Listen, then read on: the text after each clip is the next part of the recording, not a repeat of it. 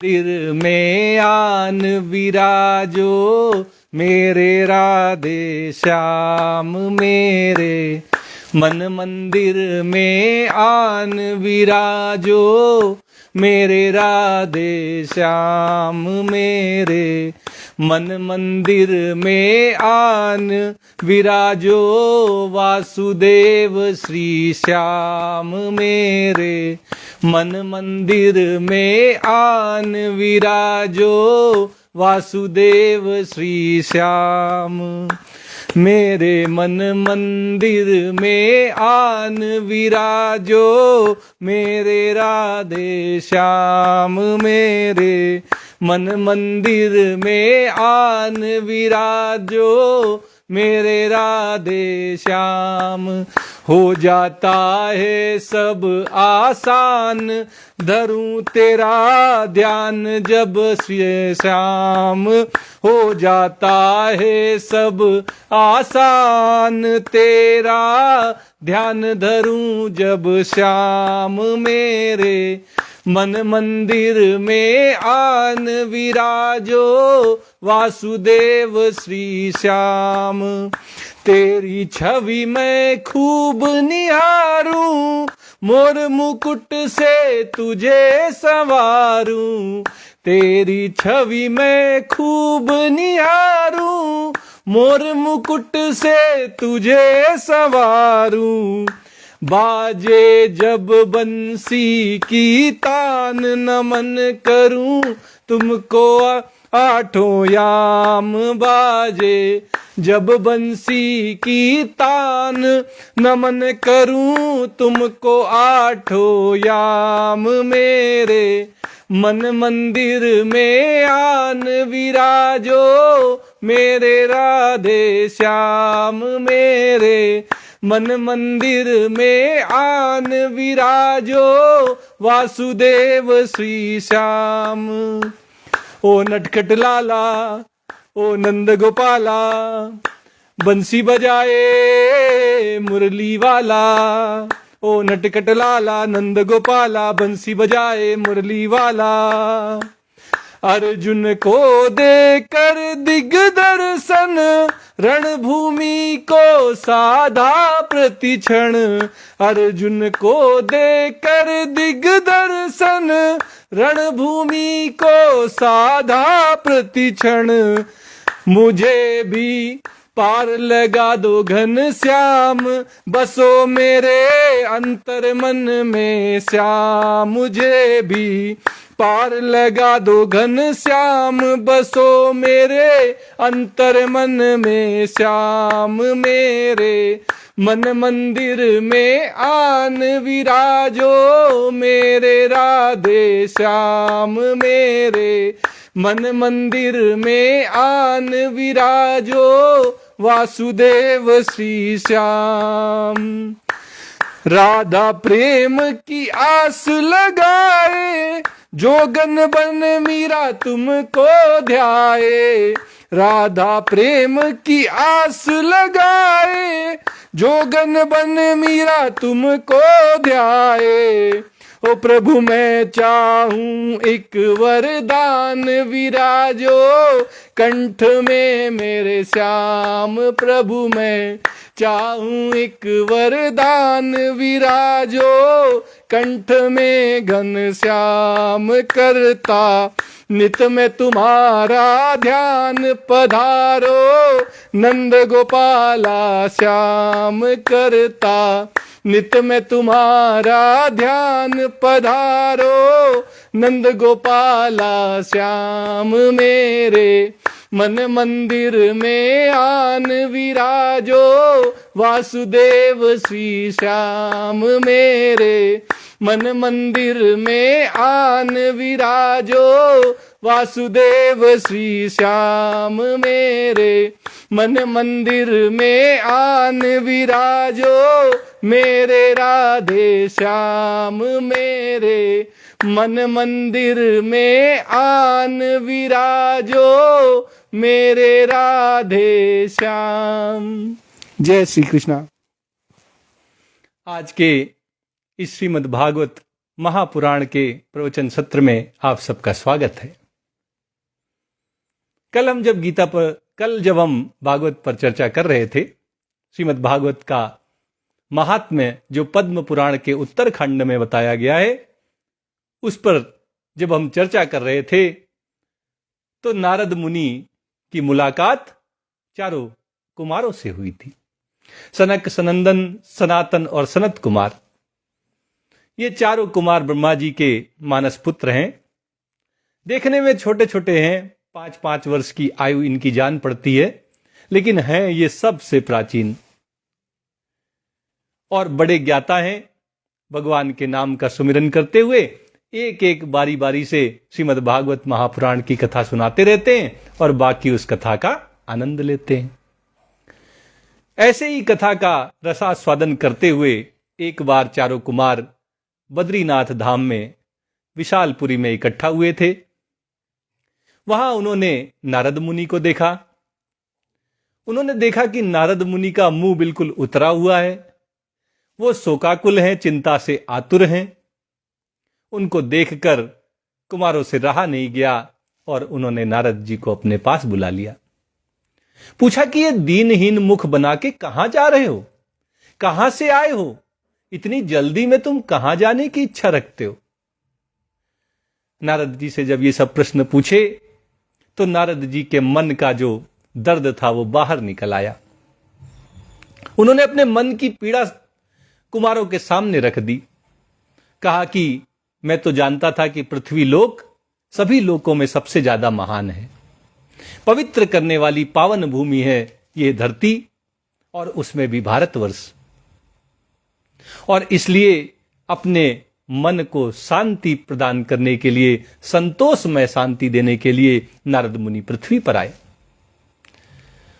और जब पृथ्वी पर आए तो जैसा कि हम सब जानते हैं कि नारद मुनि तो भगवान के परम भक्त हैं, हमेशा भगवान के भजन में ही रहते हैं। तो भगवान के रसास्वादन में, भगवान के सत्संग में, भगवान की भक्ति में लीन होकर वो जितने भी भारतवर्ष के तीर्थ स्थल हैं वहां पर गए।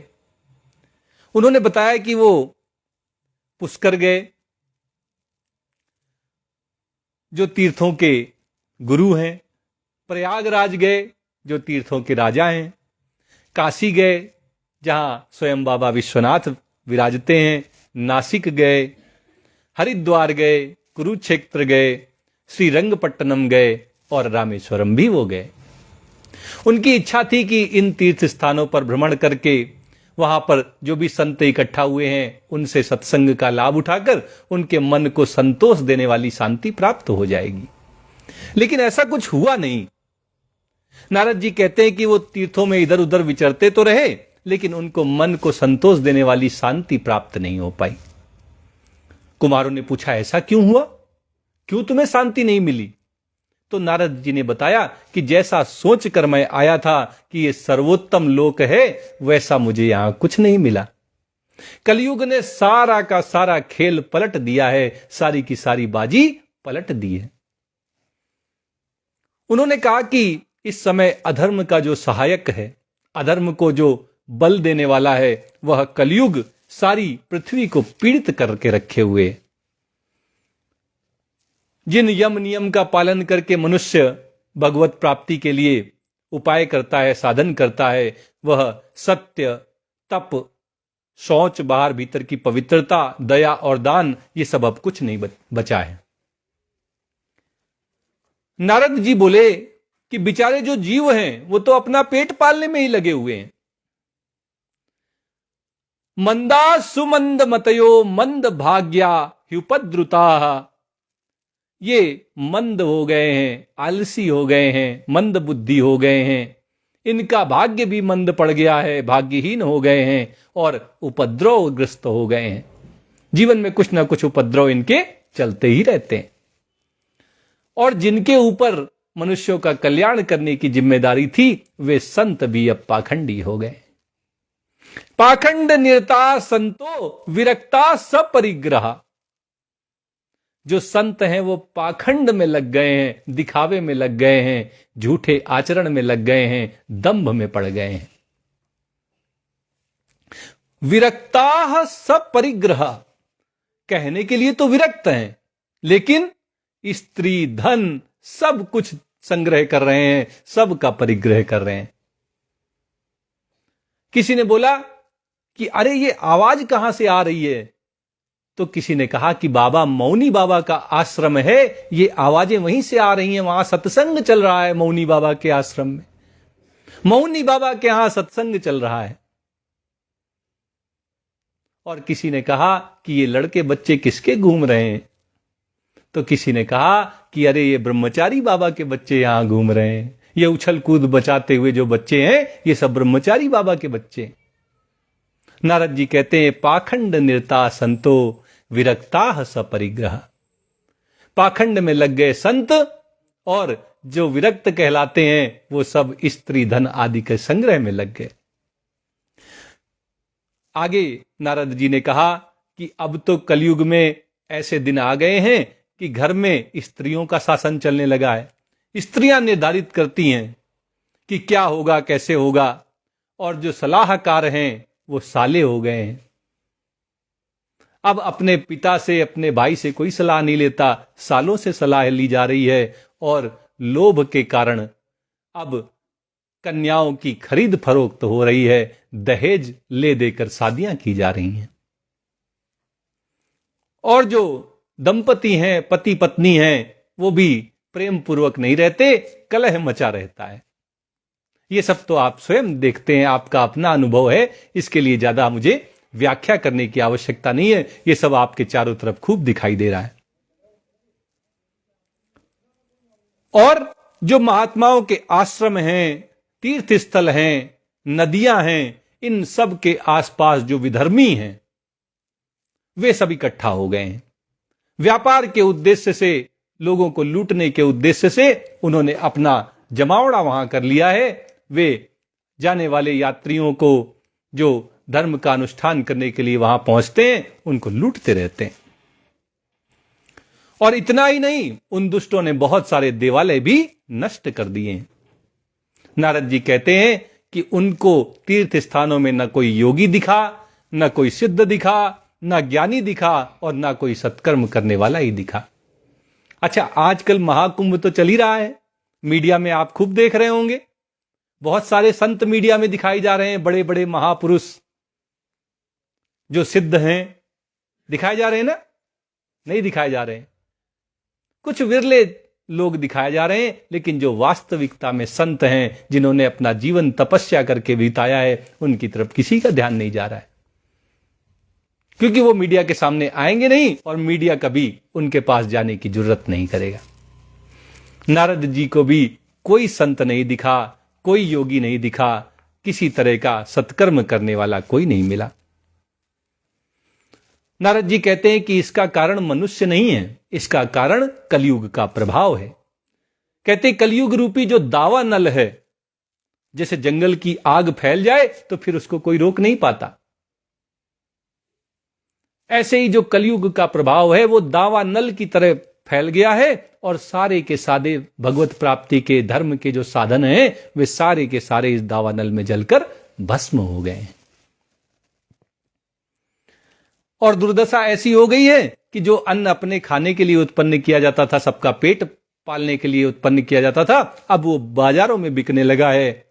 ब्राह्मण लोगों के ऊपर यह दायित्व था कि समाज को दिशा दें, धर्म क्या है ये सबको सिखाएं, तो अब ब्राह्मण लोग पैसा लेकर वेद पढ़ाते हैं, श्रीमद् भागवत की कथा करते हैं, राम कथा कहते हैं, शिव पुराण की कथा कहते हैं। अब पैसे के लेकर जब आप कथा कहेंगे तो कथा कथा नहीं रह जाएगी।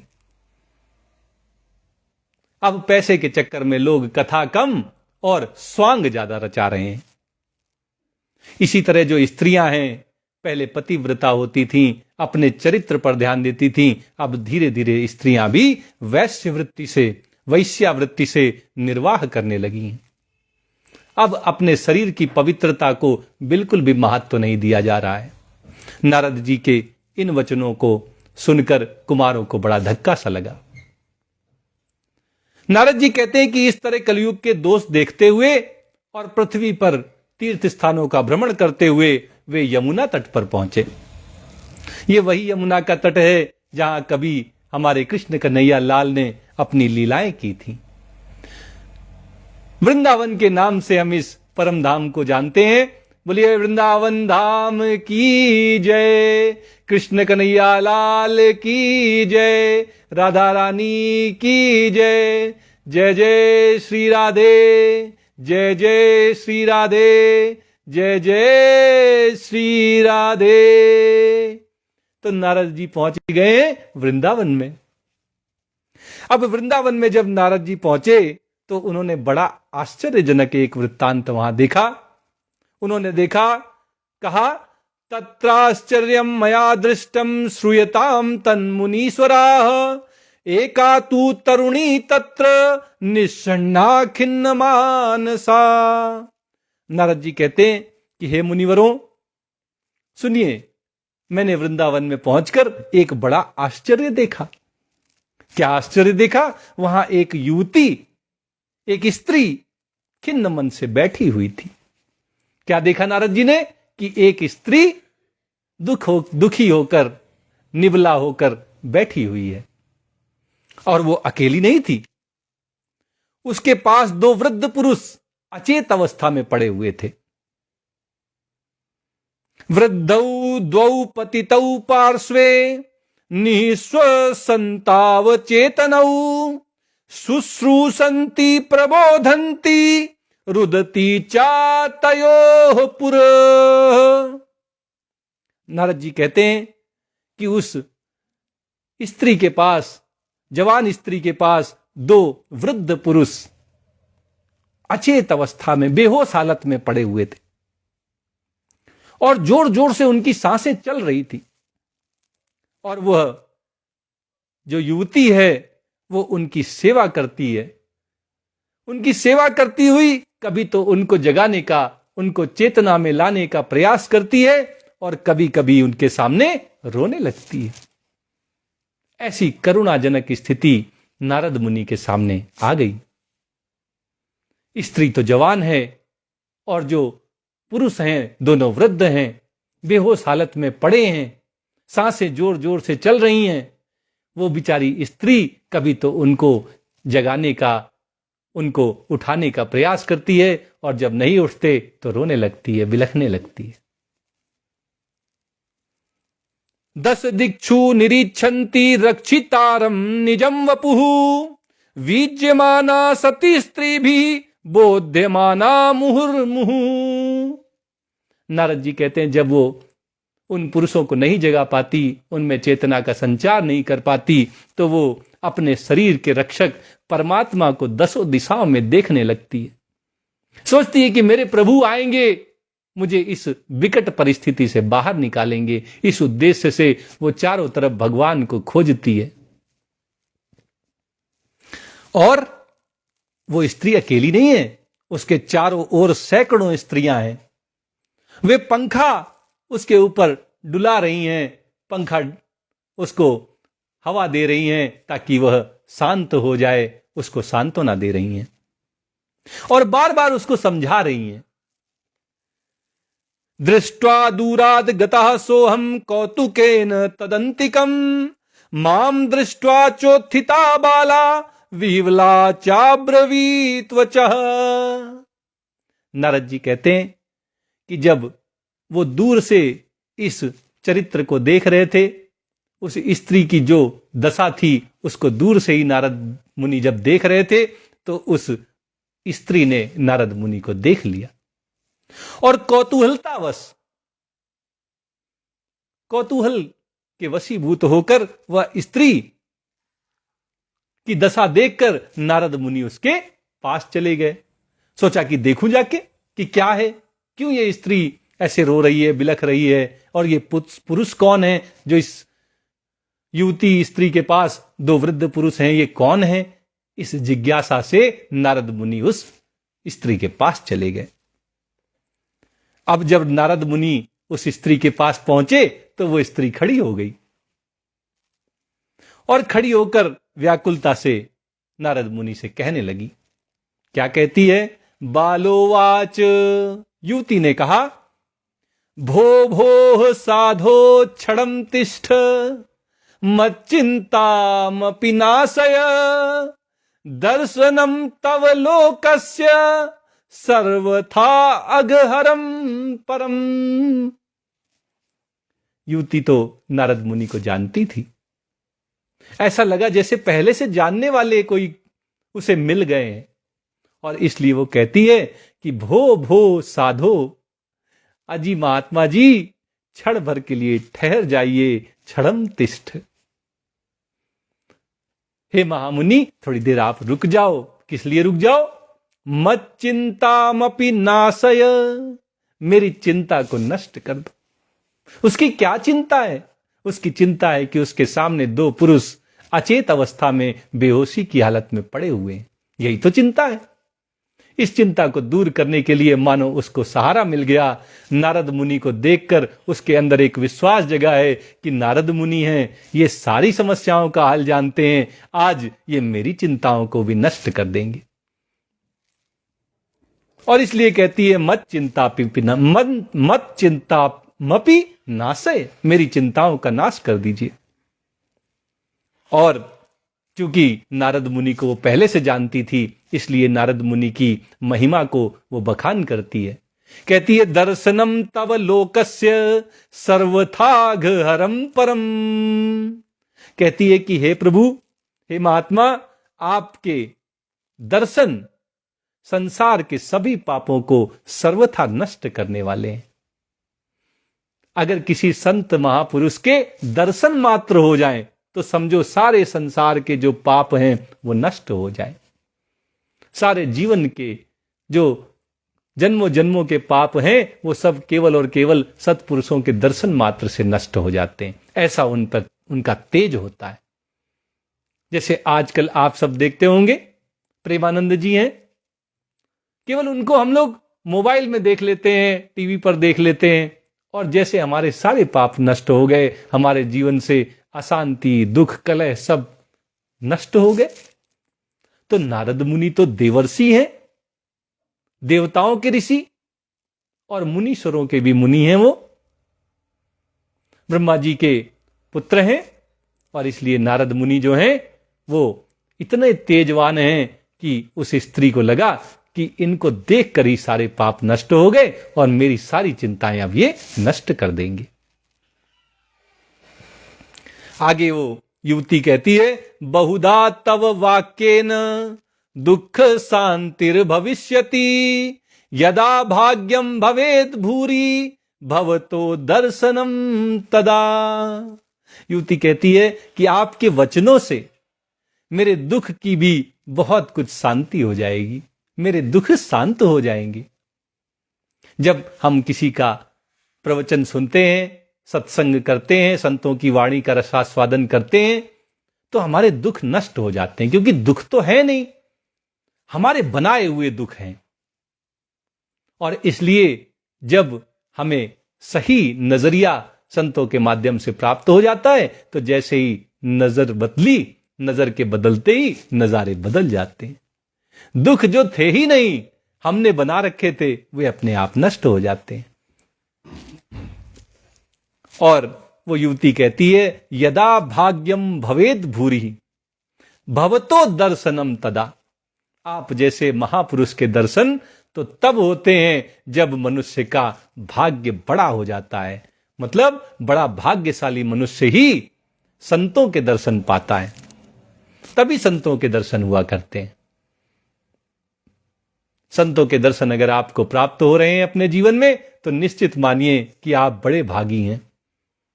आपका भाग्य चमक रहा है, बुलंदियों पर है, इसीलिए संत आपके समक्ष आते हैं। नारद उवाच, नारद जी कहते हैं काशी त्वं काविमौचेमा नार्यः काह पद्मलोचना वद देवी सविस्तारम स्वस्य दुखस्य कारणम। अच्छा, अब युवती के मन में इच्छा है कि नारद मुनि उसके दुख नष्ट कर दे, तो पहले नारद मुनि जानेंगे ना कि क्या समस्या है, तब तो समाधान देंगे, तब तो उस समस्या को वो अंत तक पहुंचाएंगे। इसलिए नारद मुनि उस युवती से उसकी कहानी जानना चाहते हैं, उसके जीवन में क्या चल रहा है इसको पता लगाना चाहते हैं। नारद मुनि कहते हैं कासी त्वम का विमौ चेमा, कि हे देवी तुम कौन हो, और ये जो दोनों पुरुष तुम्हारे सामने वृद्धावस्था में पड़े हुए हैं ये दोनों कौन हैं, ये तुम्हारे क्या लगते हैं, और ये जो तुम्हारे पास बहुत सारी नारियां हैं जिनके कमल जैसे नयन हैं, सुंदर सुंदर स्त्रियां जो तुम्हारे साथ हैं, ये सब कौन है, तुम कौन हो, तुम्हारे साथ ये दोनों पुरुष कौन हैं, इनसे तुम्हारा क्या रिश्ता है, और ये तुम्हारे साथ जो सैकड़ों स्त्रियां बड़े सुंदर सुंदर नैनों वाली हैं ये कौन है, ये सब मुझे विस्तार से बताओ, अपने दुख का कारण बताओ। नारद जी ने उस युवती से पूछ लिया। तो वो बाला युवती ने कहा अहम भक्ति रीति ख्याता इमौ में तनयौ मतौ ज्ञान वैराग्य नामानौ काल योगेन जरौ। वो युवती बोली कि मेरा नाम भक्ति है, मुझे भक्ति कहते हैं। हाँ, वही भक्ति जो हम सबके हृदय में भगवान के लिए जागती है, वही भक्ति एक स्त्री के रूप में नारद जी के सामने है। और दोनों पुरुष कौन है? तो भक्ति मैया कहती हैं कि ये ज्ञान और वैराग्य हैं, ये दोनों मेरे बेटे हैं। ज्ञान और वैराग्य ये दोनों भक्ति माता के बेटे हैं। अच्छा, अगर ज्ञान और वैराग्य आपके जीवन में ना हो तो क्या भक्ति माता प्रसन्न होंगी? आप बताएं, कभी नहीं होंगी, क्योंकि मां को सबसे ज्यादा अपने बेटे प्रिय होते हैं। अगर आपके जीवन में उनके बेटों के लिए ही स्थान नहीं है तो मां के लिए भी कोई स्थान नहीं हो सकता। स्थान आप बनाएंगे तब भी मां नहीं आएंगी। मां तो अपने बेटों के साथ चलती हैं।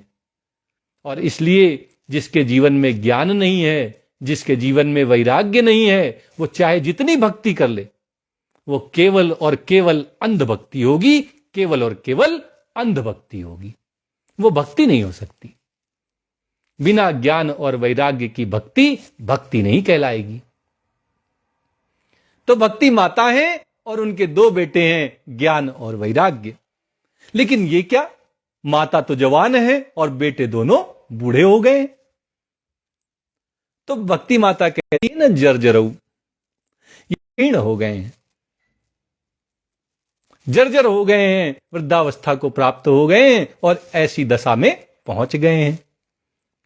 अब ये स्त्रियां कौन हैं? भक्ति माता उन स्त्रियों के बारे में नारद जी को बताती हैं। गंगाद्या सरितश्चेमा मत सेवार्थम समागता तथापि न च मे श्रेयः सेविताया सुरैरपि। भक्ति माता कहती हैं कि ये जो देवियां मेरे साथ हैं, नारियां मेरे साथ हैं, ये गंगा आदि नदियां हैं जो स्त्रियों के रूप में मेरे सामने आ गई हैं, मेरे साथ हैं। ये सब मेरी सेवा के लिए ही आई हैं। इस प्रकार साक्षात देवियों के द्वारा सेवित होने पर भी भक्ति मैया कहती हैं कि मुझे सुख शांति नहीं प्राप्त हो रही है। क्यों सुख शांति नहीं भक्ति को प्राप्त हो रही है? क्योंकि उसके दोनों बेटे तो जर्जर अवस्था में हैं, वृद्धावस्था में हैं, बेहोशी की हालत में हैं। कोई मां कैसे प्रसन्न रह सकती है, कैसे सुखी रह सकती है अगर उसके बेटे ही मरणासन्न हो? इसीलिए भक्ति मैया के पास सैकड़ों स्त्रियां, सैकड़ों नदियां हैं और उनकी सेवा कर रही हैं। इसके बाद भी वो प्रसन्न नहीं है, उनको सुख शांति प्राप्त नहीं हो रही है। इदानीं शृणु मद्वार्तां सच्चित्तस्त्वं तपोधन वार्ता में वितताप्यस्ति ताम श्रुत्वा सुखमावह। भक्ति मैया कहती हैं कि हे तपोधन, हे नारद मुनि, अब ध्यान देकर मेरा वृत्तांत सुनिए। अब आप मेरी कथा सुनिए। मेरी कथा वैसे तो बड़ी प्रसिद्ध है, फिर भी उसे सुनकर आप मुझे शांति प्रदान करें। आप मेरी कथा सुनेंगे तो मेरे दुख का निवारण कर पाएंगे, इसलिए मुझे शांति कैसे प्राप्त हो, इसका उपाय सोचते हुए आप मेरे इस वृत्तांत को, मेरे जीवन की इस कथा को सुनिए। भक्ति मैया की कथा है। क्या है? भक्ति मैया कहती हैं, उत्पन्ना द्रविणे साहम वृद्धिम कर्णाटके गता, क्वचित क्वचिन महाराष्ट्रे गुर्जरे जीर्णताम गता। भक्ति मैया कहती है कि मैं द्रविड़ देश में उत्पन्न हुई, मतलब दक्षिण भारत में भक्ति का जन्म हुआ, उदय हुआ, वहीं पर वो उत्पन्न हुई। कर्नाटके गता, और उनका पालन पोषण, उनके जीवन की जो वृद्धावस्था, उनके जीवन में जो वृद्धि हुई, जो वो बड़ी हुई, वो कर्नाटक में जाके बढ़ी। पली बढ़ी कहां? कर्नाटक में पली बढ़ी भक्ति मैया। क्वचित क्वचिन महाराष्ट्र, और महाराष्ट्र में कहीं कहीं उनको सम्मान मिला। गुर्जरे जीर्णताम गता, भक्ति मैया कहती हैं लेकिन गुजरात ने मुझे बूढ़ा कर दिया, गुजरात में आकर मुझे बुढ़ापे ने घेर लिया। गुजरात में जाके मैया बूढ़ी हो गई, भक्ति वृद्धावस्था को प्राप्त हुई। तत्र घोर कलेर योगात पाखंडई खंडितांग का, दुर्बला हम चिरम याता पुत्रभ्याम सह मंदताम। गुजरात में क्या ऐसा हुआ कि भक्ति मैया वृद्धावस्था को प्राप्त हो गई? कहती हैं कि वहां घोर कलयुग के प्रभाव से पाखंडियों ने मुझे अंग भंग कर दिया। गुजरात में बड़ी दुर्दशा हुई भक्ति की, पाखंडी बढ़ गए वहां, और उन्होंने भक्ति को अंग भंग करके उनको जीर्ण शीर्ण कर दिया। फिर क्या हुआ? भक्ति मैया कहती हैं, दुर्बलाहम चिरम याता पुत्रभ्याम सह मंदताम। और लंबे समय तक भक्ति मैया ऐसी ही जीर्ण अवस्था में रहीं, अपने पुत्रों के साथ दुर्बल और निस्तेज हो गईं। उनका सारा तेज चला गया, उनका सारा बल खत्म हो गया। कहां? गुजरात में उनकी यह दुर्दशा हुई, क्योंकि वहां पाखंडियों की संख्या बहुत बढ़ गई थी। वृंदावनम पुनः प्राप्य नवीनेव सुरूपिणी, जाता हम युवती सम्यक प्रेष्ठ रूपा तु सांप्रतम।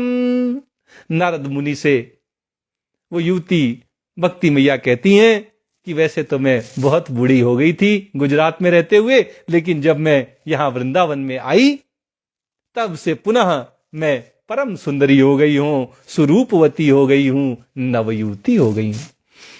बोलिए भक्ति मैया की जय, वृंदावन धाम की जय। वृंदावन का प्रभाव ऐसा है कि वहां भक्ति जवान हो जाती है। आपके हृदय में भी भक्ति का उदय वृंदावन में जाके जरूर होगा, राधा रानी की कृपा है।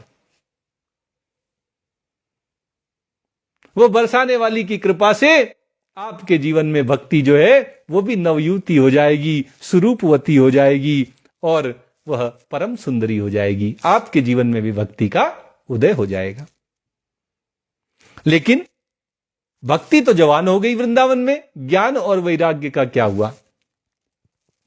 भक्ति मैया कहती हैं, इमौ तु सहितावत्र सुतौ में क्लिश्यतः श्रमात्, इदम स्थानम परित्यज्य विदेशम गम्यते मया। वो कहती हैं कि मैं तो सुंदरी हो गई, सुरूपवती हो गई, नवयुवती हो गई, लेकिन ये जो सामने मेरे दोनों पुत्र पड़े हुए हैं ये थके मांदे दुखी हो रहे हैं। वृंदावन में भक्ति तो खूब है, लेकिन ज्ञान और वैराग्य के लिए कोई स्थान नहीं है। और यही कारण था कि ज्ञान और वैराग्य दोनों वहां पर जाके वृद्धावस्था को प्राप्त हुए, वहां उनकी सांसें बढ़ गईं और वो थके मांदे दुखी मरणासन्न अवस्था में पड़े हैं। वहां जब अपने पुत्रों की ऐसी स्थिति देखी तो मां को वहां रहने का मन नहीं किया। अगर मां को कष्ट होता वृंदावन में और उसके दोनों पुत्र ज्ञान और वैराग्य सुखी होते तो भक्ति मैया के मन में कभी ये बात ना आती कि वो वृंदावन छोड़ के जाएं। लेकिन हो गया उल्टा। भक्ति मैया तो सुंदरी हो गई, सुरूपवती हो गई, नवयुवती हो गई, लेकिन उनके पुत्र तो मरणासन्न अवस्था में पहुंच गए, दुखी हो गए। इसलिए भक्ति मैया का मन वृंदावन में नहीं लग रहा है। वो कहती हैं कि मैं वृंदावन छोड़ के जाना चाहती हूं, मैं अब किसी अन्य स्थान पर जाके रहना चाहती हूं, ताकि मेरे जो बच्चे हैं ये ठीक हो जाएं। जरठत्वं समायातौ तेन दुःखेन दुःखिता, साहं तु तरुणी कस्मात् सुतौ वृद्धा विमौ कुतः। नारद जी ने पूछा था कि तुम्हारे दुख का कारण क्या है। भक्ति मैया कहती कि ये मेरे दोनों बेटे बूढ़े हो गए हैं, इस दुख से मैं दुखी हूं। मैं तरुणी क्यों हूं, मैं क्यों जवान हो गई हूं, और ये दोनों मेरे पुत्र बूढ़े क्यों हो गए हैं। हे महामुनि नारद, आप मुझे इस प्रश्न का उत्तर दीजिए। भक्ति मैया के ऐसे प्रश्नों से नारद मुनि बड़े ही प्रभावित हुए हैं, शोकाकुल हो गए हैं, और इसी दशा में कुमारों को नारद मुनि दिखाई दिए थे। अब आपको पता चल गया होगा कि नारद मुनि जैसे विरक्त महापुरुष भी दूसरों के दुख से दुखी हो जाते हैं। यही संतों का लक्षण है। अपने जीवन से वो दुखी नहीं होते, वो तो परमात्मा की दया और कृपा का हमेशा अनुभव करते हैं, लेकिन जब कोई सामने वाला उनको दुखी दिखाई देता है तो वो द्रवित हो जाते हैं। ये संतों का स्वभाव है, और नारद मुनि तो परम सिद्ध संत हैं। बोलिए नारद महाराज की जय, देवर्षि नारद मुनि की जय। आज श्रीमद् भागवत महात्म्य की कथा यहीं तक होगी। आइए श्रीमद् भागवत की आरती करते हुए आज के इस सत्र को संपन्न करते हैं। श्री भागवत भगवान की है आरती, पापियों को पाप से है तारती। श्री भागवत भगवान की है आरती, पापियों को पाप से है तारती। ये अमर ग्रंथ, ये मुक्ति पंथ, ये पंचम वेद निराला, नव ज्योति जलाने वाला। ये अमर ग्रंथ, ये मुक्ति पंथ, ये पंचम वेद निराला, नव ज्योति जलाने वाला। हरि नाम यही हरिधाम यही, हरि नाम यही हरिधाम यही, यही जग मंगल की आरती। पापियों को पाप से है तारती। श्री भागवत भगवान की है आरती, पापियों को पाप से है तारती। ये शांति गीत पावन पुनीत, पापों को मिटाने वाला, हरि दरस दिखाने वाला। ये शांति गीत पावन पुनीत, पापों को मिटाने वाला, हरि दरस दिखाने वाला। ये सुख करनी ये दुख हरिणी, ये सुख करनी ये दुख हरिणी। श्री मधुसूदन की आरती, पापियों को पाप से है तारती। श्री भागवत भगवान की है आरती, पापियों को पाप से है तारती। ये मधुर बोल जग फंद खोल, सन्मार्ग दिखाने वाला, बिगड़ी को बनाने वाला। ये मधुर बोल जग फंद खोल, सन्मार्ग दिखाने वाला, बिगड़ी को बनाने वाला। श्री राम यही घनश्याम यही, श्री राम यही घनश्याम यही, यही प्रभु की महिमा की आरती। पापियों को पाप से है तारती। श्री भागवत भगवान की है आरती, पापियों को पाप से है तारती। श्री भागवत भगवान की है आरती, पापियों को पाप से है तारती। जय श्री कृष्णा, जय